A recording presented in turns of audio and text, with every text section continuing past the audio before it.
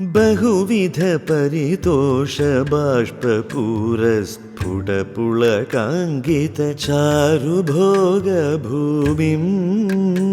വളരെയധികം കഷ്ടപ്പെട്ട് ശരീരത്തിന് പലവിധ ദുഃഖങ്ങൾ നൽകിക്കൊണ്ട് നമ്മൾ പല പ്രവൃത്തികളിലും ഏർപ്പെട്ടെന്ന് വരും. ശ്രീ ശങ്കരാചാര്യരുടെ കൃതിയായ ശിവാനന്ദ ലഹരിയെ വിചാരം ചെയ്യുന്നു സ്വാമി ചിദാനന്ദപുരി ശങ്കര സ്തോത്രാമൃതത്തിൽ.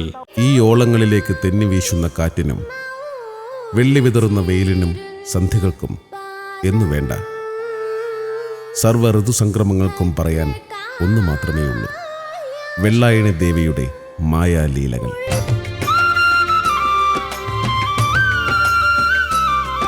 കുലശേഖരൻ വാത്തി ദേവീ ചൈതന്യത്തെ കലമാൻ കൊമ്പിലേക്ക് ആവാഹിച്ചു.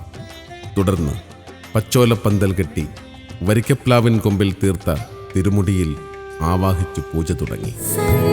ഇന്ന് വൈകുന്നേരം 6:30 സന്ധ്യാദീപം.